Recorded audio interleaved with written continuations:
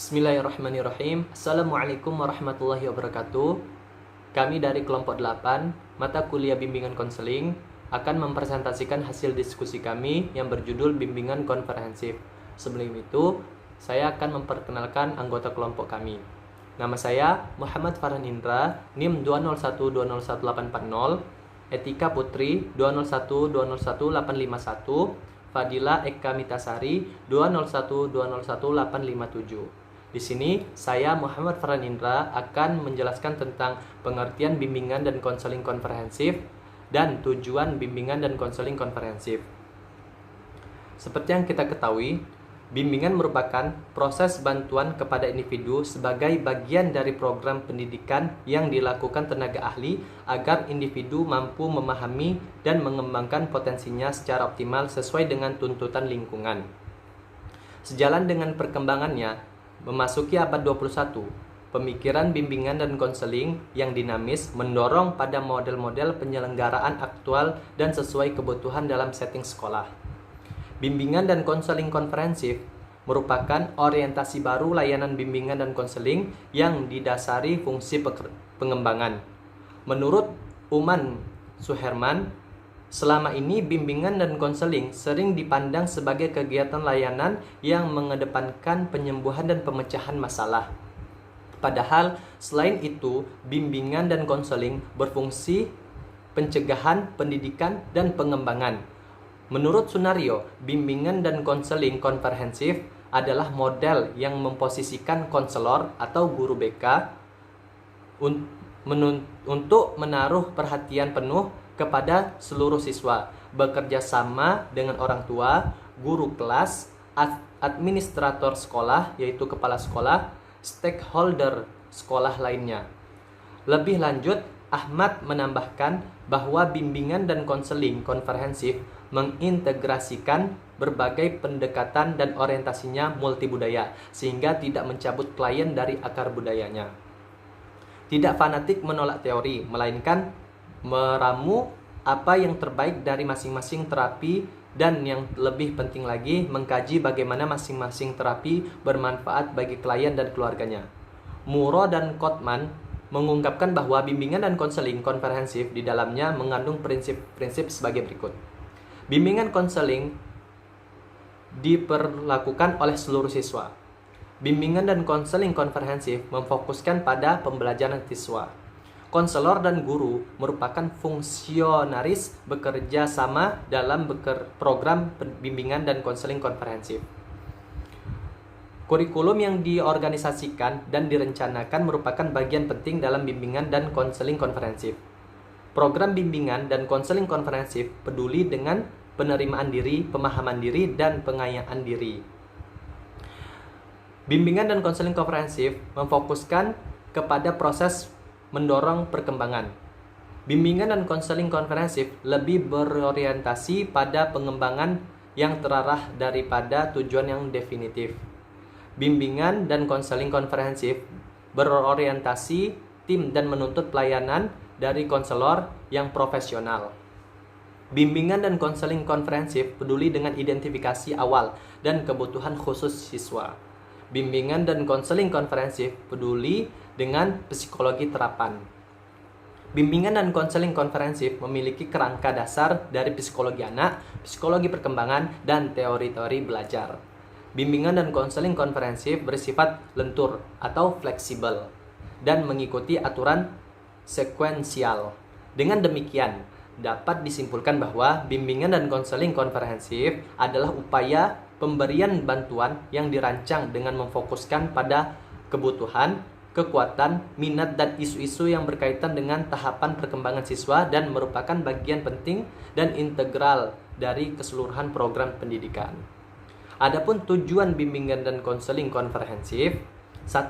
Memahami dan menerima diri secara objektif dan konstruktif, baik berupa keunggulan maupun kelemahan, fisik maupun psikis.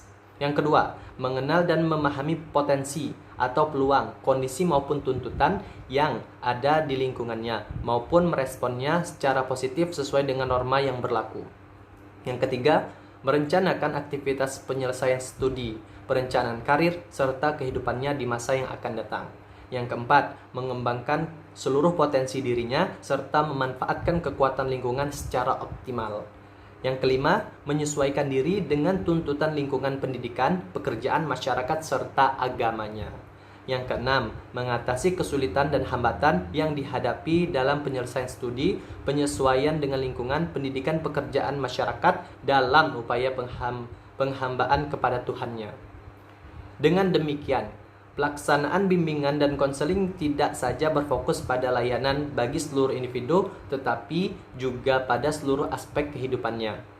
Artinya, mulai usia dini, taman kanak-kanak, sampai dengan usia remaja, SMA atau SMK, harus mengetahui, memahami, dan dapat bekerja dalam 3 area kehidupan mereka, yakni kehidupan pribadi, sosial, akademik, dan karir.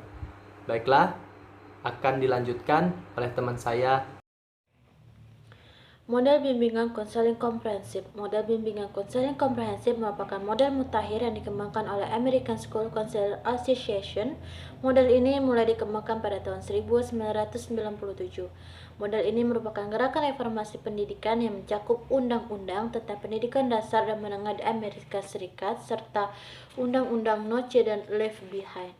Selain itu, model bimbingan komprehensif ini dikembangkan berdasarkan berbagai hasil kajian teori dan hasil penelitian yang telah dilaksanakan oleh American School Counseling Association. Model ini merupakan upaya perbaikan dan perkembangan dari model bimbingan konseling yang telah dikembangkan sebelumnya. Model bimbingan konseling komprehensif menuntut perubahan paradigma berpikir konselor, baik posisi maupun kinerja konselor. Model ini memberikan mekanisme bagi konselor sekolah untuk mendesain, mengkoordinasi, mengimplementasi, mengolah, dan mengevaluasi program BK yang didasari oleh keberhasilan siswa. Model BK komprehensif memiliki karakteristik sebagai berikut. Yang pertama, memiliki cakupan layanan yang komprehensif. Yang kedua, yaitu memiliki desain yang berdasarkan pada nilai-nilai preventif. Yang ketiga, memiliki bentuk yang bersifat perkembangan. Yang keempat, berpusat pada siswa. Yang kelima, dilaksanakan secara kolaboratif. Yang keenam, didukung oleh data. Yang ketujuh, terintegrasi pada keseluruhan program sekolah. Model bimbingan konseling komprehensif memberikan kesempatan bagi ilmu bimbingan konseling di Indonesia untuk melakukan perubahan ke arah yang lebih baik. Masalah yang dialami oleh bimbingan konseling di Amerika juga dialami oleh bimbingan konseling di Indonesia. Dengan demikian, adaptasi model bimbingan konseling komprehensif memberikan peluang kepada konselor untuk menunjukkan kinerjanya sehingga profesi bimbingan dan konseling mendapatkan pengakuan di masyarakat. Selain itu, model ini juga mendukung reformasi pendidikan yang menekankan pada pentingnya standarisasi dan akuntabilisasi layanan pendidikan. Assalamualaikum warahmatullahi wabarakatuh. Saya Etika Putri, NIM 2012011851. Baiklah, saya akan melanjutkan materi yang selanjutnya, yaitu yang keempat, program bimbingan dan konseling komprehensif. Moro dan Kotman 1995 mengemukakan bahwa struktur program bimbingan dan konseling komprehensif diklasifikasikan ke dalam 4 jenis layanan, yaitu yang pertama, layanan dasar bimbingan. Layanan ini merupakan layanan bantuan bagi siswa melalui kegiatan-kegiatan kelas atau di luar kelas yang disajikan secara sistematis dalam rangka membantu siswa mengembangkan potensinya secara optimal. Yang kedua, layanan responsif. Layanan ini merupakan layanan bantuan bagi siswa yang memiliki kebutuhan atau masalah yang memerlukan bantuan dengan segera. Yang ketiga, yaitu layanan perencanaan individual. Layanan ini adalah layanan bimbingan yang bertujuan membantu individu membuat dan mengimplementasikan rencana-rencana pendidikan, karir, dan sosial pribadinya. Yang selanjutnya yaitu yang keempat, dukungan sistem. Dukungan sistem ini adalah kegiatan-kegiatan manajemen yang bertujuan memantapkan, memelihara, dan meningkatkan program bimbingan secara menyeluruh melalui pengembangan profesional, hubungan masyarakat dan staf, konsultasi dengan guru, staf ahli atau penasehat, masyarakat yang luas, manajemen program, penelitian dan pengembangan. Demikianlah presentasi dari kelompok kami. Saya akhiri dengan Assalamualaikum warahmatullahi wabarakatuh.